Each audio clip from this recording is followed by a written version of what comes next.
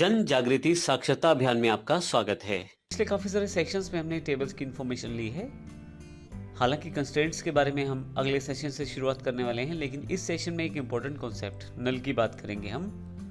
नल एक specific keyword है जब आप अपनी इन्फॉर्मेशन को टेबल्स में स्टोर करते हैं कॉलम्स और रोज के रूप में।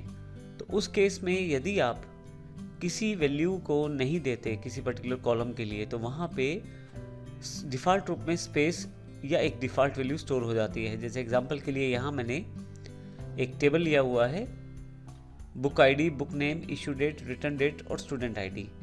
अगर मैं रिटर्न आईडी नहीं डालूँ तो यहाँ पे स्पेस सबमिट हो जाएगा डेटाबेस में और आप आइडेंटिफाई नहीं कर पाएंगे कि कहाँ कहाँ स्पेस आया है, क्योंकि माईसीक्वल या किसी भी एसक्यूएल लैंग्वेज के पास कोई भी ऐसा टूल नहीं है जो स्पेस को डिटेक्ट कर पाए। तो ऐसे केस में अगर मैं मान लीजिए जब स्टूडेंट वापस करता है किताब, सपोज करें बुक 101 जो है C++ की स्टूडेंट के द्वारा वापस की जाती है, तो मुझे वो रिटर्न डेट डालनी पड़ेगी। लेकिन रिटर्न डेट डालने के लिए मुझे वो रिकॉर्ड अपडेट करना पड़ेगा, परंतु स्पेस होने के कारण मैं क्योंकि स्पेस तो काफ़ी रिकॉर्ड्स में है, तो मैं उसको डिटेक्ट नहीं कर पाऊंगा कि मुझे एंट्री कहाँ पे करनी है। ऐसे केस में आपके पास एक सबसे बड़ा फीचर रहता है नल कीवर्ड के रूप में।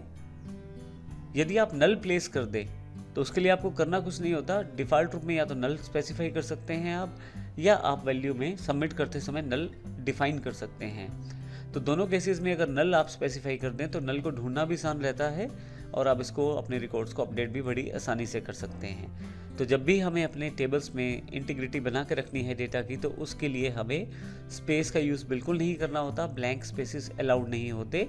ऐसे केस में हम नल कीवर्ड का प्रयोग करते हैं। जहाँ इस सेक्शन में हमने नल वैल्यूज़ की बात की है, अगले सेक्शन से हम कंस्ट्रेंट्स की बात करने वाले हैं, जिसमें हम नोट नल को पिक करेंगे सबसे पहले।